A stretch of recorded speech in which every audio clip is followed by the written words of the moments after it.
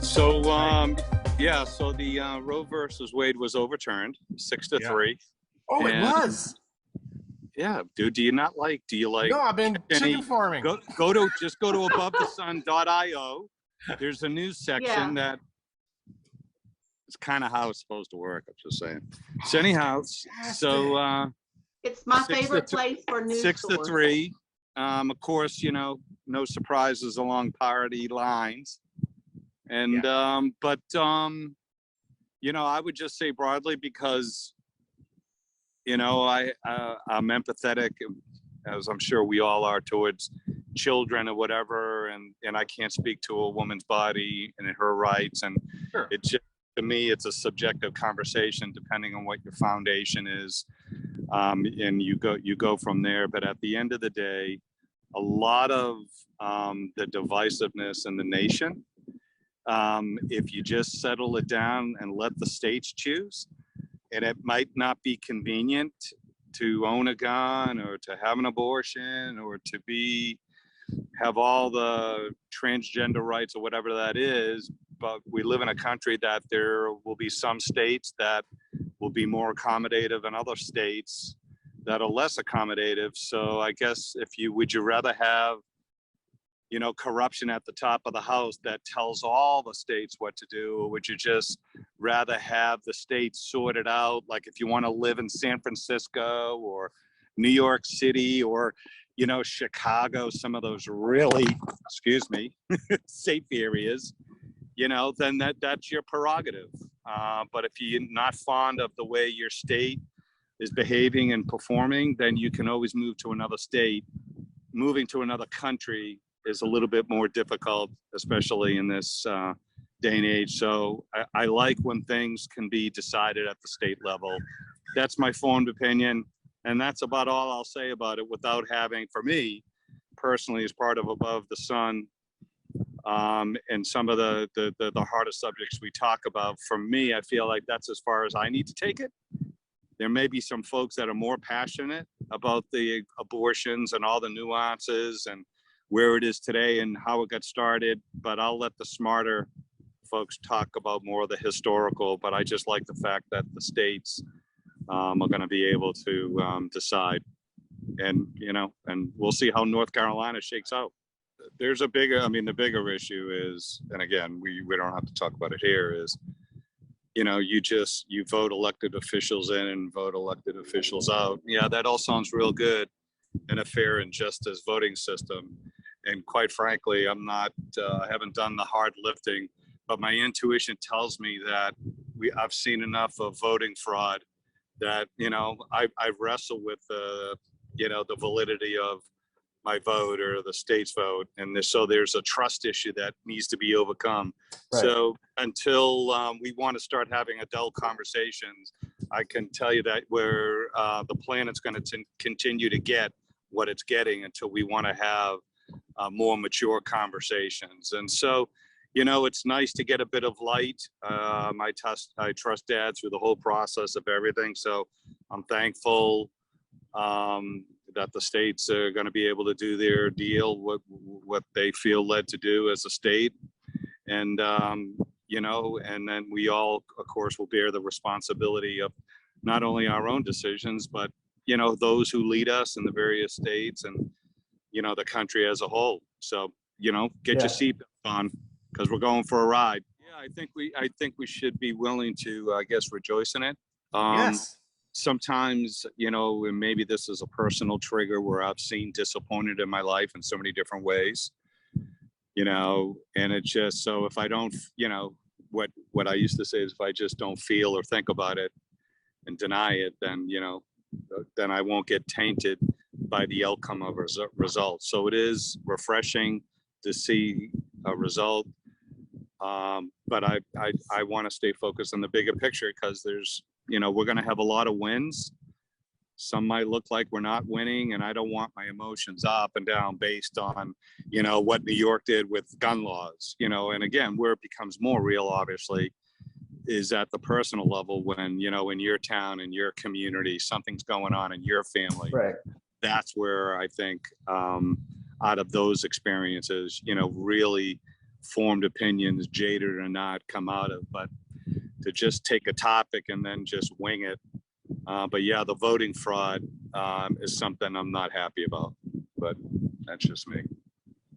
When anybody does anything that is light, creates light, it produces light in their action choices, it's quite all right to celebrate.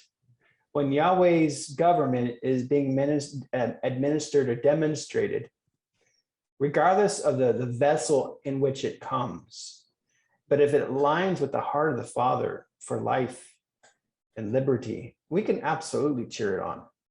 We don't have to like worry about the boogeyman or the corrupted or twisted heart behind why they did what they did. If there's legitimate freedom and life being exhibited, I mean, heck yeah. Just like when the Israelites, Israel was excited when King Cyrus allowed them to go back to their land, and was King Cyrus perfect? Was he an incorruptible man? Did he worship other gods? We don't know all that, but we know what he allowed to happen. He made choices that brought life and liberty for the people of God. And so when we go up and we do stuff in a judicial format in heaven, and then begin to see things happen, I think we definitely will rejoice. I know there's some skepticism that comes up, like, yeah, when is the rug going to get pulled out? But I think that's part of our precedent of having that happen before. And so a little bit of doubting Thomas kicks in sometimes, and then we have to face that in ourselves. But we can definitely in the day rejoice in the victory that Yahweh is ministering life and liberty right now. It was funny because I was just thinking about, I was going back to Matthew 6 again, where Yeshua says, don't be like the nations who strive after all the things they need, eat, drink, and clothes, and put around them, and they worry about tomorrow, the future. Part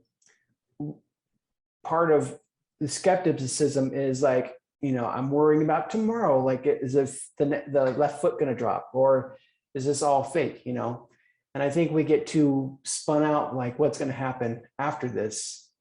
And the idea of anxiousness is that being pulled apart. That's actually the term, the understanding of the Greek word, being drawn apart or pulled in many directions at once. And we're anxious or pulled apart about the future so much that we don't get the opportunity to rejoice in the day and in the light and liberty that has been exhibited. No, and how is the public going to respond to it? And who cares? Today, right, and liberty, life and liberty were seen. Yes. And justice, judicial approval came through from the court of heaven. Yeah, absolutely. And that's something to rejoice in. Well, and aside from that viewpoint, the other one was, well, what about these children born into bad situations? What about these kids who what a terrible life? It's like, well, yeah, we still have work to do. Mm-hmm. The adoption system in this country is incredibly restrictive and filled with red tape and bureaucracy, and we need to find a way to find the place for unwanted children to be funneled into the families who want children. There's plenty of them. I mean, how many of us have had friends who have tried to adopt? I have plenty of anecdotal evidence from my own experience where, man, it's financially a mountain that you have to climb, and a large scale red tape hill to get over. And so we can't allow one evil to persist because another one might exist. So and they're the same evils, right? Yeah. So we now that there's hey, you made a choice, or a choice is made for you. I don't know how what your story is, but you've got 9 months to deal with that, and then hopefully we can create systems where at that point that child can go somewhere it's wanted. Right. And that's an uphill climb, but now we have the freedom to do that. There's hopefully there's more push for that. Yeah. I think it comes down to when we value life, we will have life. Right. And if we're not even valuing the life of our own children, how are we going to value the life of all the creatures and beings on this planet and the cosmos and all of creation? Right. That's so true. You know, again, you know, the conversation around when does life begin, kind of sort of think it begins as an illumination. Does it not? Or yeah, there's light. Or some are illuminations, but some are not illuminations. Maybe somebody will do a teaching on that, because, you know, I believe, you know, children that are born or children that are not given that opportunity started off as an illumination, I believe. Maybe I'm wrong, but that's kind of, I'm holding on to until somebody else gets a different revelation. But there's light. I mean, it's documented that there is a emission of light at conception. It's funny that science, whatever that is, you know, we say that it's a nebulous thing, but you know, science, we've taken information we think we understand and made conclusions where there's still mystery. Quite a bit of it. And even science is saying, well, yeah, we know this, we could measure that, but there's still a lot of mystery. You know, maybe the developmental process looks similar, a zygote looks the same across species, but it's obvious they're different. So it's just what we knew or what we understood, but the mystery is still, you know, deeper than the measurement by far. And it really, I mean, a true scientist would say, you know, that there's still too much unknown, so we can't give you the definite. But then the politic type comes along and says, well, I need a definite. Right. Because I need to go sell this. Yes. I need to justify my course of action based on your science. So you need to give me a definite. I mean, and they're doing hearings right now in the U.S. Capitol on the whole vaccination thing. Question came out this week. You know, you guys told the U.S. government that this vaccine would keep people from getting COVID. So did they lie? Were they delusional? I mean, this was a U.S. senator asking this question to, you know, and she's like, I can't answer that. We thought there was a hope. You didn't express a hope.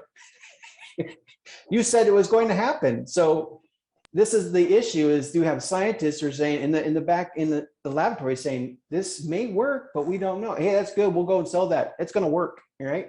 And that's the problem: is that we have taken science and the mystery of science and had to bottle up because we have an agenda to push, and we need it to say a certain thing, and it ceases to be science at that point, because it no longer gives room for the unknown and the mystery to be part of the whole package. And remove the unknown and the mystery, you make it less than what it really is. And it becomes a falsehood, really. Yeah. Because it doesn't incorporate the whole. Wow, you were talking about science, and I have a very vivid imagination. All I saw was the entire scientific community remembering who they are, and instead of focusing on all these things under the sun, suddenly they were all seeking out the mysteries of Yahweh and his kingdom and his government, and that's what they were bringing back reports and journals and things on, and it was just the whole world was affected by these new mysteries being revealed. I'm like, oh, I want to live in that world. Yeah, you just took a little run up the timeline, huh? Yeah, and I just felt, where's the trading button? I was like, oh, that's good. See, we need that is good. And that's where so I want in on that deal. So I'm trading in on that deal, and with desire and intention and faith and hope, we're going to do the rings of power. So that's good right there. That's a great desire, and just when you go in and just believe it, right? Don't even question it. And then obviously, in the nano, in the unseen realm, you know, electrons are spinning up and spinning down, and now they've been observed and they're collapsing into a particle, and some things are going to start to happen. So, amen. I'm in. Amen. Yes. right here. So I, like Deanna, have a vivid imagination sometimes. So as you were speaking all that, I just saw Christmas with Prudence. And I see her going around to everyone. And if there's an idea or an invention or, you know, whatever it is that is yours, that you're supposed to walk in or you're supposed to step in or whatever, I just see her like putting it around. It's like little boxes of creative ideas and, you know, inventions and everything. So they're all around us, already there, waiting for us to either to step into or to bring it into our heart or whatever. But when we come to the realization of what we're supposed to do, then it becomes into our imagination of knowing when we've asked or when we've, you know, engaged with her or whatever. She doesn't have to do much. She's done her work. It's Christmas. She's already delivered it. That's there for your taking. That's And cool. isn't it interesting that when she trades into us like that, that her desire is just to see us run with the witty invention and the idea, the very thing that we're passionate about, that we want to do and we think about, you know, and then we just get to do it and excel in it because we involve them, and that's in a way our trade, our exchange back to them, and they get joy out of that. That's so cool, right? We definitely get the better end of the deal. Absolutely. Well, and that trade goes Multiplies. beyond the current dimensions, right? Mm-hmm. I mean, it actually extends past into other dimensions, but it also extends down the timeline. Because, I mean, just think about a choice of a mother or a father, whether they're, you know, whatever they make, their choice to have a child or not to have a child, or a choice they made prior to a child, and that child comes into their influence, the sphere of influence, that impacts that child's future, you know? And so it's not even just a trade for the immediate, but that trade then rolls into other lives down the timeline that haven't even come into the timeline yet. Right. You know, that really will blow your mind when you think about that, of how my choice 30 years ago to do something will ultimately roll out and affect my children and their children's children because of the decision to trade into something or to somebody. Right. You know, your parents talk to you about, like, if I hadn't married your dad, you wouldn't be here today, right? You ever heard that before? Seems like every parent has that conversation with their kid eventually. And there is, you know, that's true. I mean, if I had married a different woman, my boys would not be the boys that they are, if they were boys at all, you know, if I had kids at all. And so our trading has a dimensional and a temporal impact in how the future rolls out.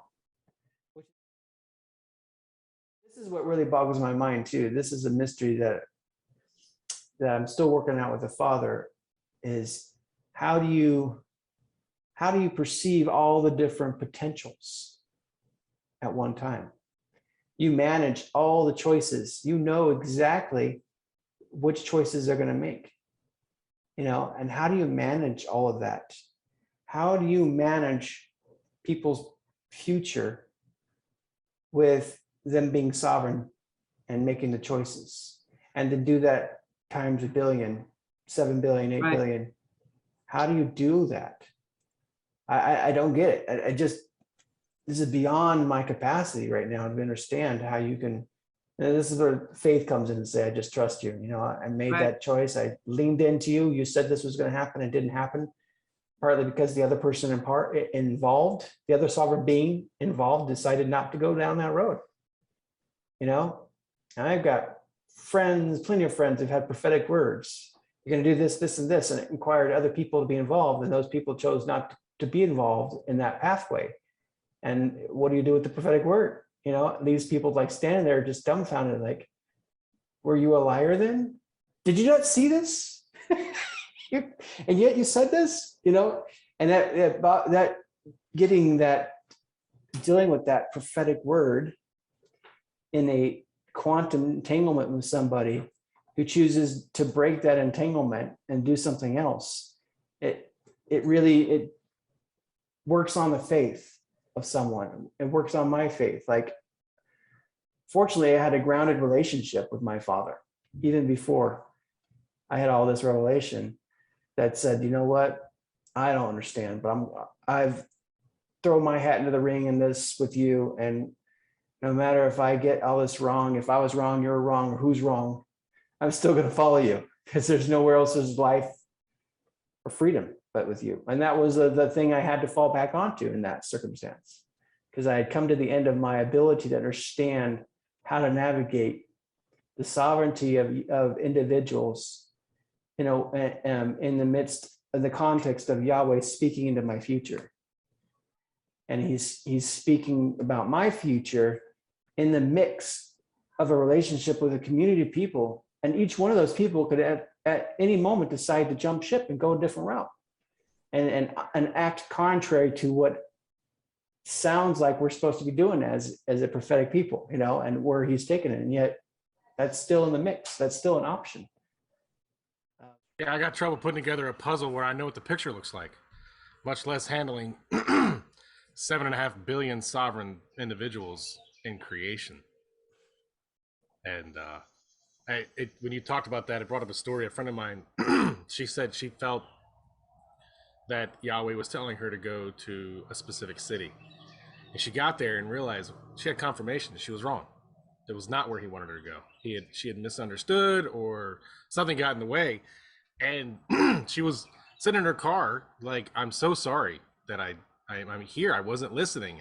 And she got a very clear response.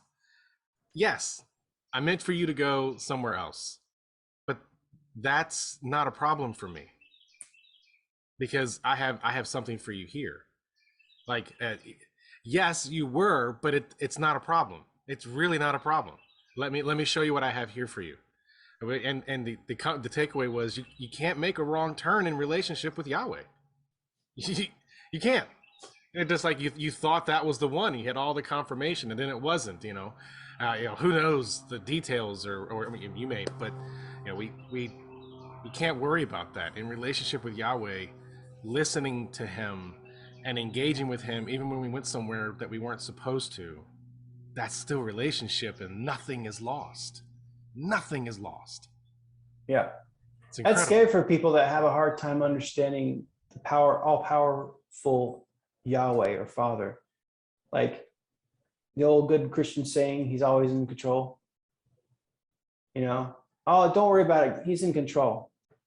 Yeah. Sure don't feel like it right now. Maybe you're the one in control and you're screwing it up. You know? I mean, there's something to sovereignty. This is the paradox of the all-knowing, all-powerful Father, all figure that's over everything, and everything is in him. And yet he says, this little bit right here, I've chosen not to have control over, and I've given it to you. Okay, how does that work in an all-powerful, all-knowing Father who, this is why he's amazing at playing chess, the game of humanity. Because he knows how to navigate even those areas that sovereignty and mankind says no to you. And he's like, okay, I know how to deal with that. It's amazing. You know, yeah. That is an amazing thing that always, it just astounds me at the goodness of my Father, that he has no issue with man's sovereignty. We have issue with man's sovereignty. He doesn't. He's like, no big deal. And we want, because if you can't control people, then your world will always be unsettled unless you're standing inside of him and the rest, right? Because people are going to always screw up, and I got to control their screw ups, because the world will go to hell in a handbasket if we don't do A, B, and C. And yet, you know, I don't know how many times Father comes back to me and said, dude, just chill. If I ain't ruffled, my feathers aren't ruffled about this, why should yours? I've got more years and more people to deal with than their sovereignty than you do. And I'm not bent out of shape. So just let me help you. Just rest in me, walk this beach with me, and I'll deal with the sovereignty in someone else's. But that's the beauty. This is the beauty of, I mean, the reason of sovereignty, as far as he's taught me, is he doesn't want robots. He wants beings that choose him. He didn't say perfectly even. He said, I'll give you perfect. I'll give you perfection. You can't provide for, I don't really want perfection from you. I'll give you my perfection.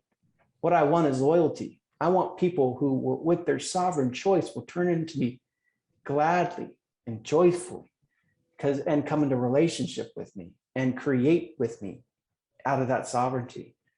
And that's the beauty of the gift of sovereignty, that he doesn't give to the rest of creation. And yet it is also the stumbling block of mankind. And yet he was willing to make that choice, because the value, the end result, that he would have sovereign sons who choose him. But it's endearing to me because he says, I'm willing to endure this for that result, for your heart, your loyal heart, in its imperfection and its brokenness, still to turn in. And I always, again, the flannel board David has long left the building. Yeah. This man was crazy, wild redhead, had trouble with his brothers, had trouble with all sorts of people. And yet his heart, and even his whole life, he's making these massive mistakes, murdering people, stealing from people. This is King David, the man after Yahweh's heart. Why? Because his heart was loyal. And all of his brokenness and mistakes, Yahweh gave him sovereignty to make choices, but at the end of the day, it was because of his loyalty to him that he was able to call him a man after my own heart. And that as a poster child for all of humanity, sovereign individuals who have a heart of loyalty towards him, he can do amazing things with. What defines a expert in many cases is simply endurance. I'm an expert craftsman because I've endured not knowing what I was doing and the mistakes I made long enough to understand something about it. Well, now I'm an expert because I survived that. It's do you one better. It's overcoming. Yeah. Oh yeah. Okay. Right. Yeah. And bear in mind what in the original language of overcoming, attacking and invading, the daily irritations that try to prevent us from going deeper in a relationship. Yes, absolutely. So there you go. Not running away from it, but Here's pushing a into trade. it. I think that's a trade. That's a trade. How do I trade it to myself? How do I do that? Is there get the CD? Buy yourself a you, coffee. We've got to find. I'm gonna do that, bro.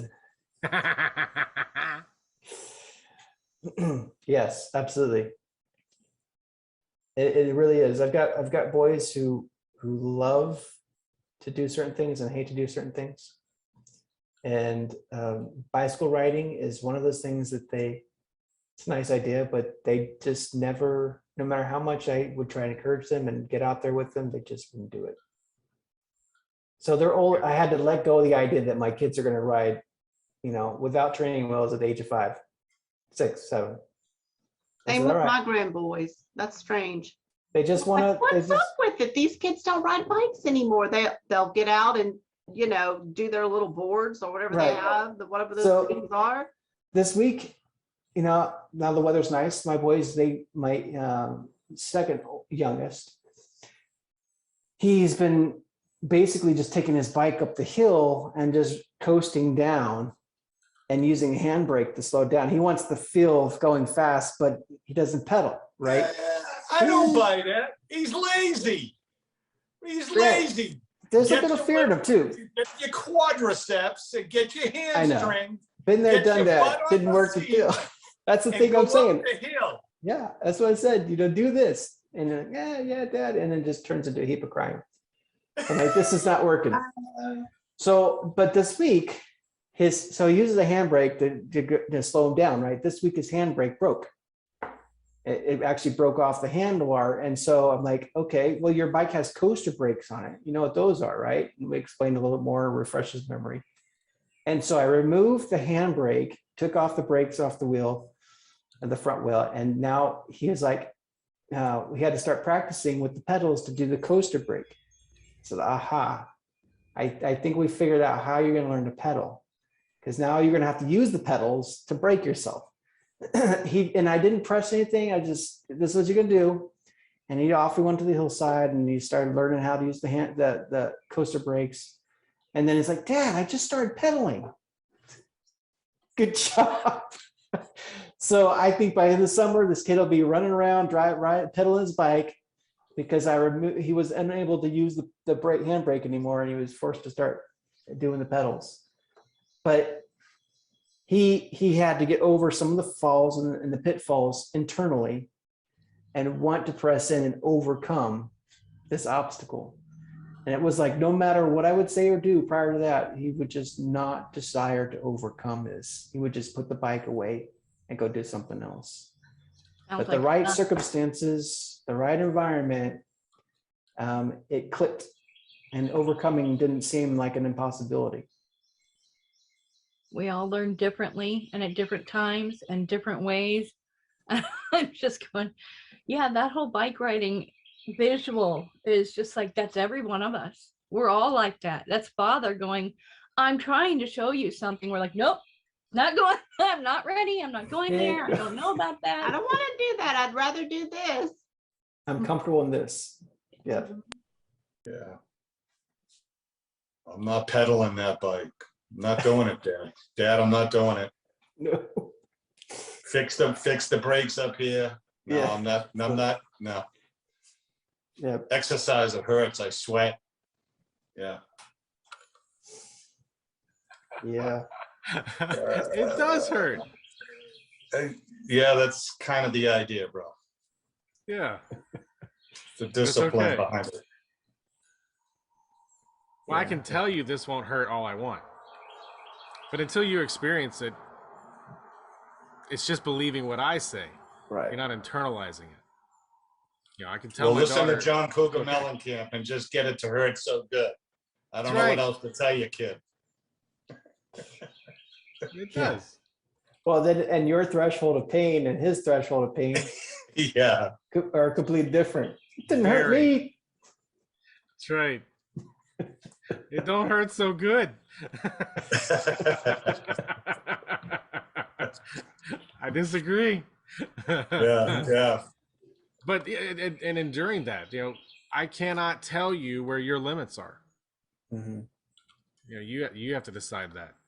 You have to get through it and go, oh, okay, yeah, that hurt. I knew I was right. I wasn't wrong. But I can endure that. And then now I can redeem it. Now there's like you said, there's a trade there. I can trade with myself. Right. In that experience. Well, and that's why maturity is so important, because if you think of that individual and the frequency or the vibration that they have in and around their life, obviously when a greater light comes upon that, and we're careful, we're framing language that's different from what they're accustomed. They're always waiting for conflict, and they get their guards up, and when that doesn't happen, in maturity, our frequency and vibration, and if we control the words that ride on our breath, that will trump. And it will, and I say this oftentimes, we're responsible for not only what comes out of our mouth, but the intention behind it. And when we do that successfully, then I think at that point, it's like, you know, the individual that's listening to a pure frequency is responsible for what they just heard. We're not responsible for getting them to respond to the frequency and to think differently and all that. So through relationship, it's important for us, again, to just make sure that the words and the intention of what's on our heart you know, is pure and comes out, you know, the right way. And so whether it's received, I think in the quantum, it's received. I mean, because that vibration and frequency, that light of truth and revelation is going to supersede any argument. And it's like, okay, but you know, Yeah. yeah.